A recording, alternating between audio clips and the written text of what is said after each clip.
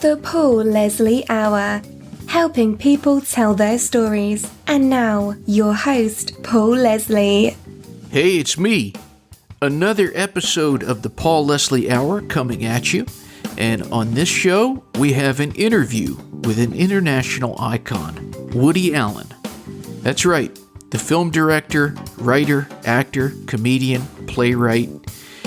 He's most known for his motion pictures. A lot of you have seen his classic movies like Annie Hall, Manhattan, Sleeper. This interview focuses on another side of Woody Allen, his love of music. He's one of the most celebrated personalities in film, but a lot of you have noticed the incredible musical interludes, the soundtracks of Woody Allen films. They're all just incredible, and that stems from his love of music. He is a clarinet player. In this interview, we talk about his love for the authentic traditional jazz of New Orleans. As I said, he's been playing the clarinet. He's been playing almost since his youth.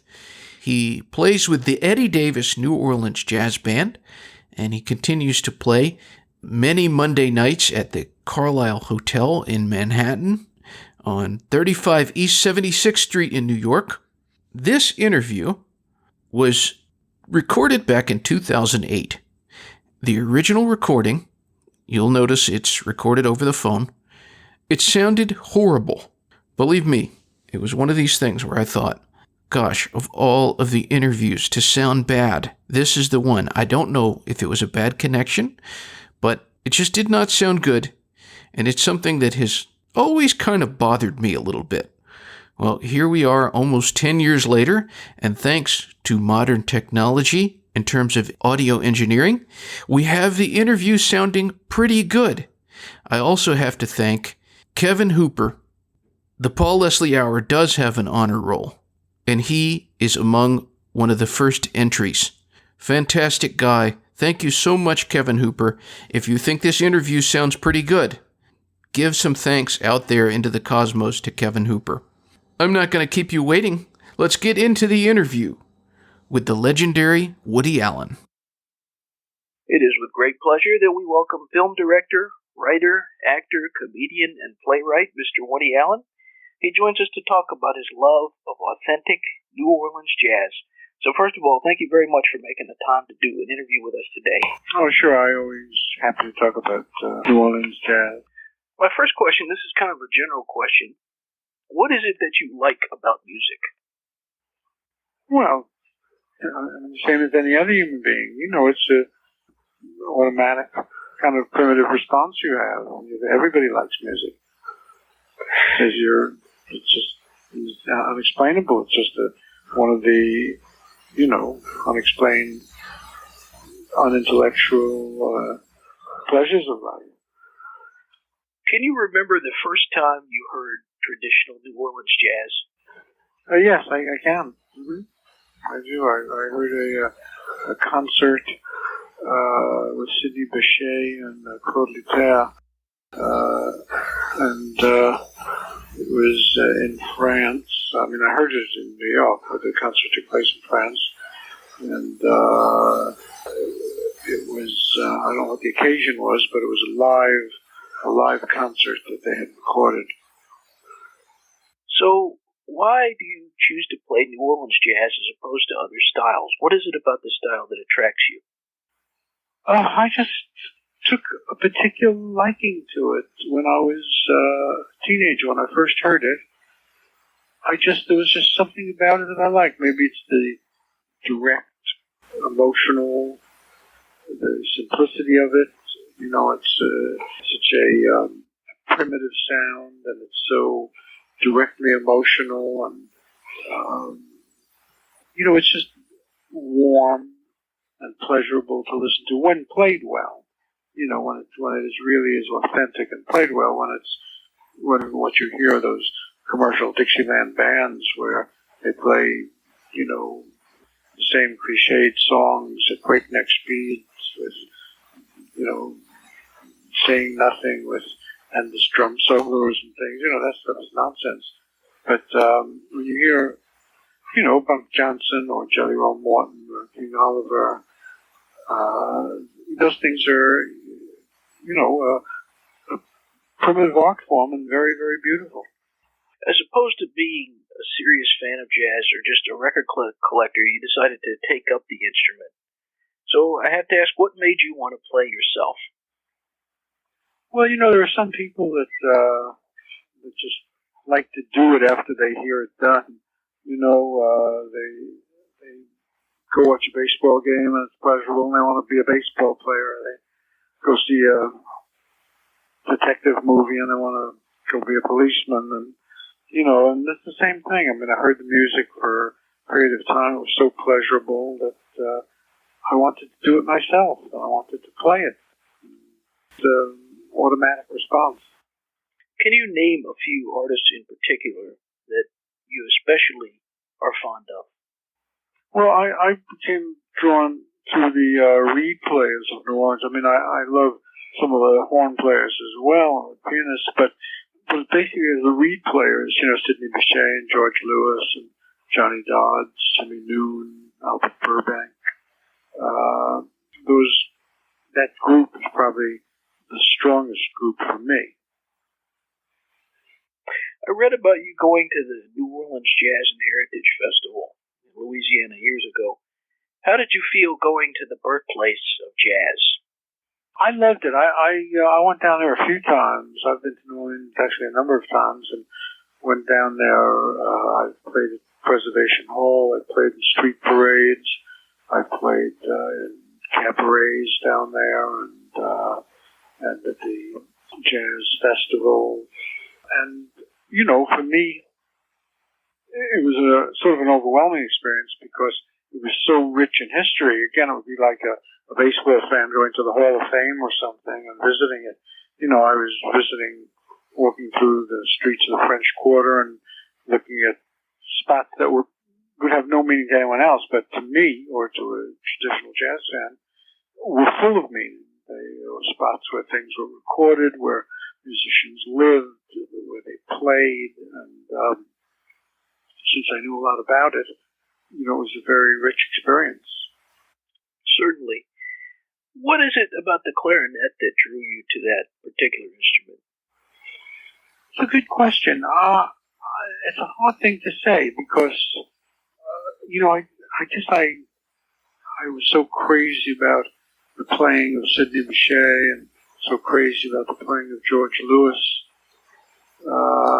and Johnny Dodds, that I just glommed onto that instrument. It could have gone another way. I guess if I was as moved by Louis Armstrong or Bunk Johnson, I mean, both of whom I love, but the reed players just struck a chord in me, and I wanted to play like them. I wanted to play what I do what I heard them doing, and so I went out and bought an old Collins soprano saxophone, and tried to teach myself about how to play it, and of course I got to play it quite badly, and I never did get to be a good player. I'm an enthusiastic player and devoted, but I don't really have much talent for it. And from the soprano saxophone, I switched over to the clarinet for the most part because reed players, generally interchange their horns, and then I've been playing it ever since. But I don't practice a ton. I'm not a professional musician all the time. I'm like a Sunday hobby player. The way Paul Newman used to drive sports cars, or somebody plays golf on the weekend, or and I do the best I can. Fortunately, I'm always surrounded by great musicians. The guys in my band are wonderful, and they pick me up all the time when I embarrass myself. Well, you just mentioned the band, and we've had the opportunity to interview every single member of your band, with the exception of Eddie Davis. And Eddie Davis is certainly someone worthy of discussion. Can you tell us your impression of the legendary Eddie Davis. Eddie, great banjo player. I ran into him first at Bob Scobie's in Chicago, and I sat in with a band that he was playing in. And then we didn't meet till years. We didn't see each other again till years later in New York. He sat in with a band I was playing with, and he's a great natural musician, just a great musical talent. Has wonderful ear. Does the banjo. Gets a lot of beautiful music out of it. He's also featured along with you in the documentary Wild Man Blues, and they document you and your band's tour of Europe performing this music. And the Eddie Davis and Woody Allen New Orleans Jazz Band is about to... Is it Eddie? It's Eddie's band. I mean, I play in it, but, he's really the leader and heart and soul of the band. And because I'm a celebrity from the movies, my name means something in the marquee, but, I'm just, I just really am not the leader of the band. I'm obviously the worst member of the band, as a matter of fact. Interesting. It does seem like it's billed as different things at different times.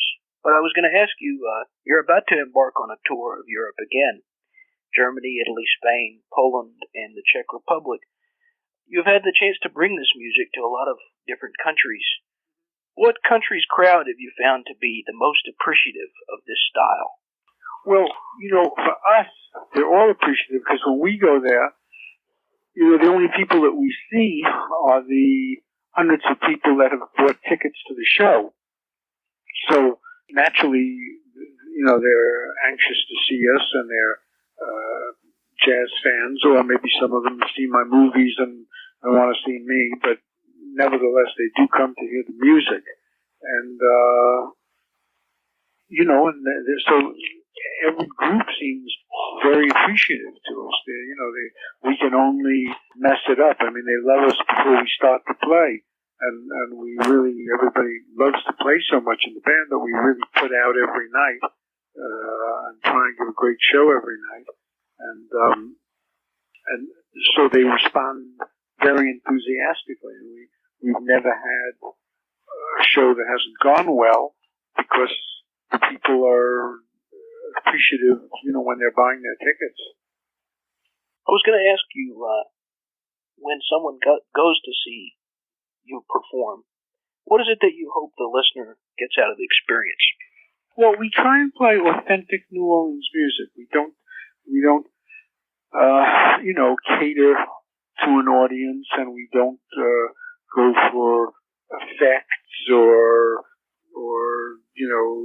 cute little novelties or crowd-pleasing things. We play, the music of New Orleans, blues, ragtime, gospel songs, hymns, whorehouse music, parade music, and popular songs that were played. And we try and play it, as best we can do it, the way it was played in New Orleans. We try and play in that style, in the New Orleans traditional style, and we hope that it will have the same, impact on an audience as it had on us. Do you think that the band pulls the authenticity off? I think we sometimes pull the authenticity off, yes, and sometimes we don't. Sometimes we blow it. We pull it off pretty much because we're trying to, and then once in a while, somebody in the band can screw up for some reason, or we'll play a song and not quite get it that way. We won't really infuse it with the same kind of ensemble playing that they had, or the same drive that they had. And, also, we're also limited, what you hear of that music. You're hearing, when you hear the recordings, is the best of it. You're hearing the best of a lot of guys who are absolutely great musical artists. Armstrong, the best of Bunk Johnson, the best of Jimmy Noon or Jelly Roll Morton or George Lewis. And we're not in that class. Now all the musicians in the band are wonderful musicians, and compared to me, incredible musicians. But, we're not really in that class.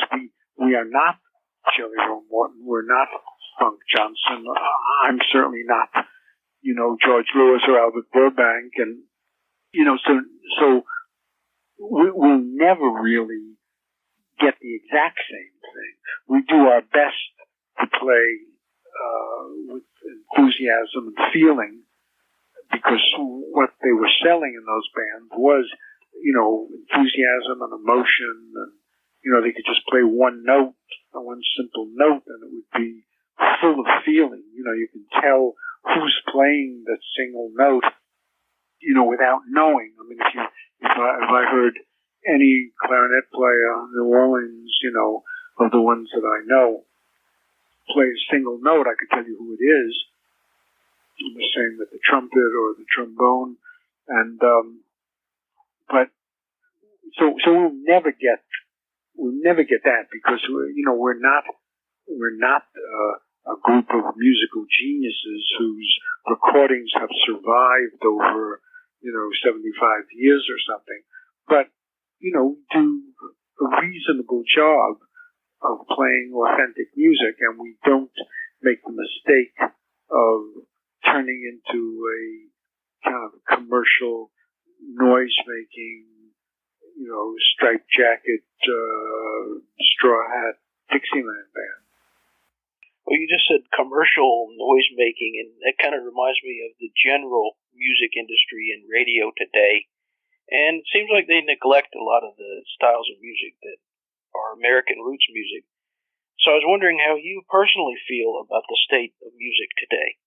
Well, I'm not a great fan of contemporary music. I never have been, but that's probably my shortcoming completely. I liked, like Tin Pan Alley songs that I grew up with.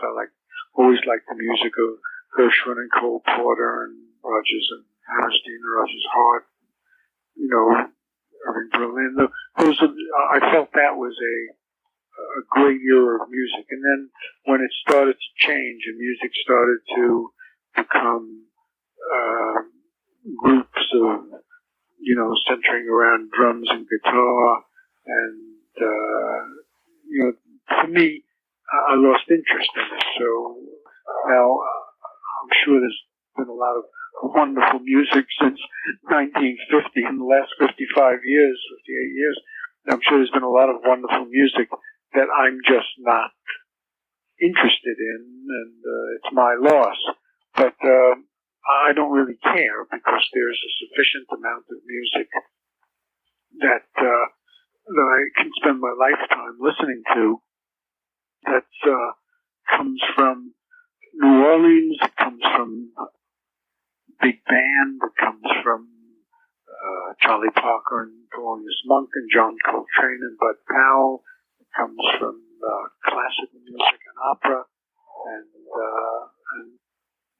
the giants of the field, Gershwin and Kern and Porter. And there's more than enough music for me to never run out of an endless supply of fabulous music without having to force myself to learn to like music that never connected with me, and that came in, I guess in the 1950s. Well, speaking of the styles, just on a side note, I really love the flamenco music in Vicky Cristina Barcelona. Yes, it's very pretty. I discovered that, that was all news to me. I discovered that while I was putting the film together and rummaging around in record piles, trying to find appropriate music to score for the film. It's very beautiful, and as I say, it's something that I didn't know about myself, and was quite lovely. There's two recordings that feature you. One was done as a trio with you and Eddie Davis and Connell Fowkes with strings, and then there's also the Bunk Project. And I've read in a couple of places where you've been reluctant to record your music. I was wondering if there was any particular reason why. Well, we recorded Wild Man Blues. You know, there's an album called Wild Man Blues, which is a recording of our concert that was a documentary. We recorded a little bit. I mean, I don't really like to record very much because I'm not very good. And I don't feel I have anything to add to the lives of people by, you know, immortalizing myself, you know, as a recording artist. I'm happy to play, and if people want to hear us, you know, that's fine. And the other guys can go and record all they want. But I don't feel that I have enough to offer. You know, I mean, every once in a great while, you know, I'm willing to make a recording. As I have over the last, I don't know, 35 or 40 years, I've really only recorded twice. Once with the Bunk Project and once with Wild Man Blues. The thing with Eddie and Connell on strings was just a little experiment we did one day that you know, I don't think came off well at all. You know, but we fiddled around with it a little bit just for our own amusement, and I wouldn't count that much as a recording that I care much about. But the Bunk Project has got a couple of nice bands on it, and Wild Man Blues has a couple of nice bands on it. But that's kind of my average, you know. I mean, if I record a full concert or a full LP, you know, CD, there's usually, you know, a couple of tunes on it that I feel proud of, that I've played well, but most of them I don't think much of. So, Mr. Allen, when you look back at all the years that you performed, do you have a favorite memory? I guess it was the day I stopped performing. You know,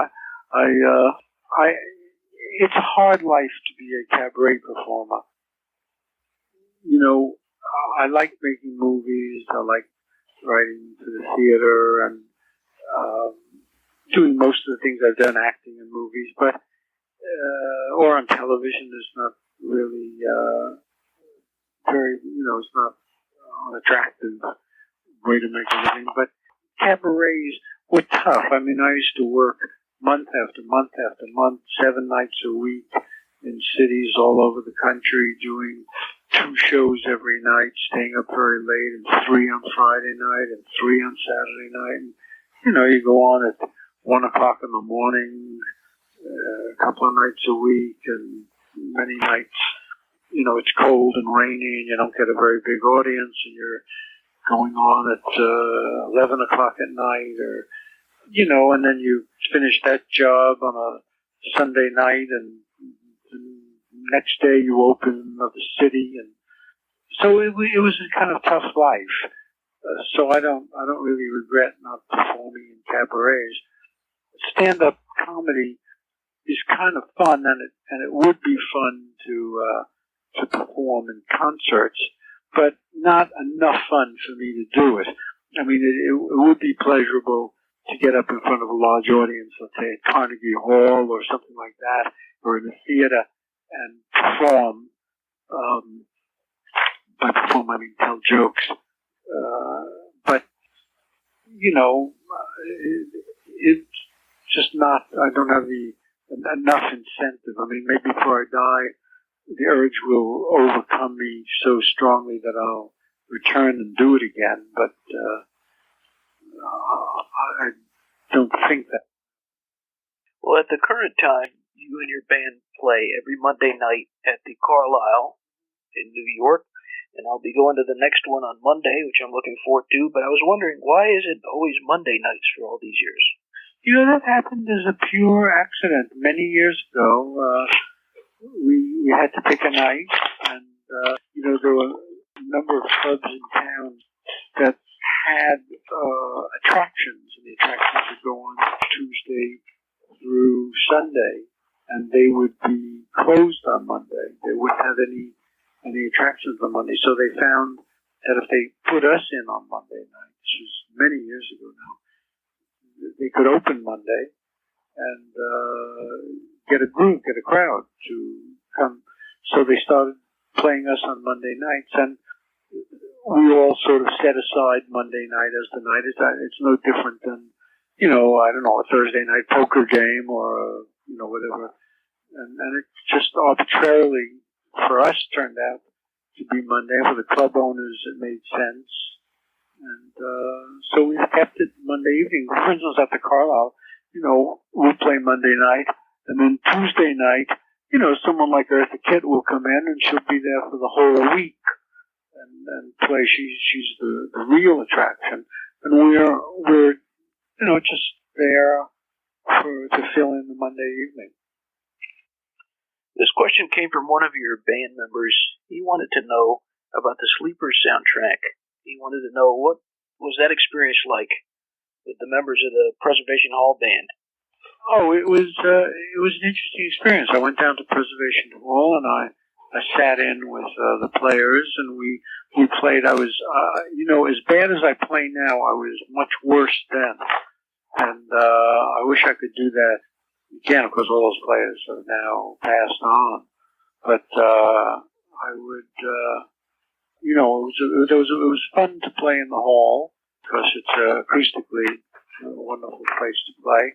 And then I supplemented that with the then, but not current, band that I was playing with at Michael's Pub in New York, another cabaret. And we did some of the songs. And it was fun because in New Orleans, you know, I was playing all the tempos that were given to me by the band. They would play their songs and they played them at the tempos they always played them at. But there were times when for the scoring of the picture, I would need either a brighter or a slower tempo and to complement the scene appropriately. And so I had to do that with my own band in New York. I had to say, well, let's play this song, but let's play it, you know, at a much swifter tempo than they played it because we're using it as chase music or something.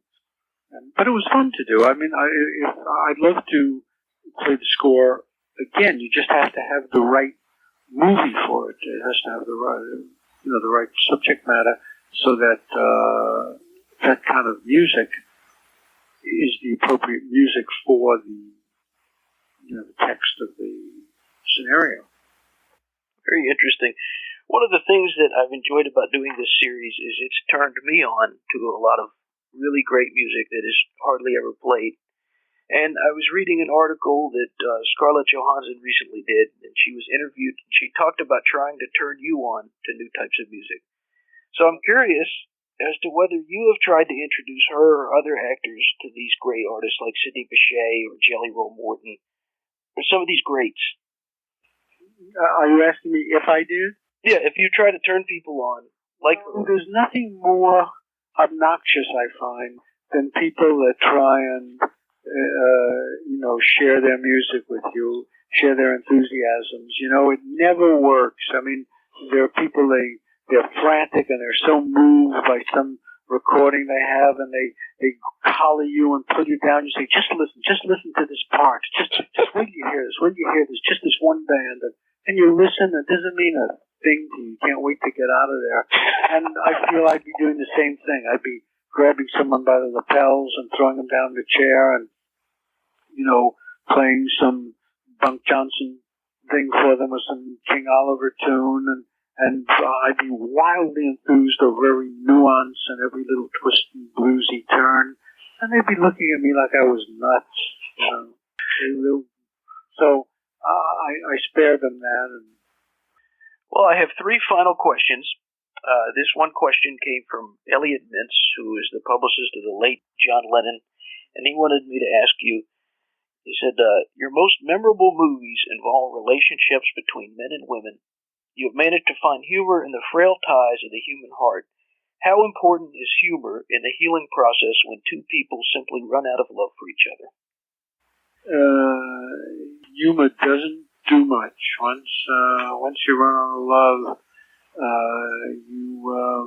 somebody's gonna, if not both people, are gonna do some suffering, and no amount of humor salves that over. It's not a magic healing thing. It just unfortunately doesn't do what it's sometimes advertised to do. It's only funny to the teller. I asked all the people in the band this. You guys get a chance to go around the world and eat some really incredible food. So what is your all-time favorite meal? Well, it varies, but I'm very happy when I eat in Spain, and I'm very happy when I eat in Italy. But probably I'd rather eat in Spain than any place. So my final question, the incredible thing about this series is that we have heard from listeners all over the world, and you're about to head overseas with the band, and this broadcast is going out worldwide. So my final question, what would you, Mr. Woody Allen, like to say to the world? What would you like to say to all those people listening in? Well, I mean, I hope that the people that like this kind of music will come and catch our band, because I think, it's rare to find many people playing this kind of music today. And I think that there's a good chance, I can't guarantee it, but there's a good chance that they will enjoy it because, we are selling an authentic product to the best of our ability. And I think it'd be worth it to many of them to come and listen to it played as it was played in New Orleans. Because you can't get a lot of that today. We're by no means the best in the world at it, but we're not bad either. Well, Mr. Allen, I thank you very, very much for this interview. It has been a real pleasure to speak to you. Thanks very much, and good luck. The Paul Leslie Hour is hosted, produced, and written by Paul Leslie for Lifestyles Entertainment and Media. The Paul Leslie theme song composed, recorded, and produced by Jeff Pike. Outro music composed, recorded, and produced by John Goodwin, originally appearing in the short film Malukas and Vulnerable Jelly Things. Please consider subscribing to the Paul Leslie Hour, and if you like us, give us a review. It'll help other people to find this content. All past interviews are also available on YouTube. For more information, you can visit thepaulleslie.com and be sure to follow us on Facebook, Instagram, and Twitter @ThePaulLeslie. Thanks for listening. Be good.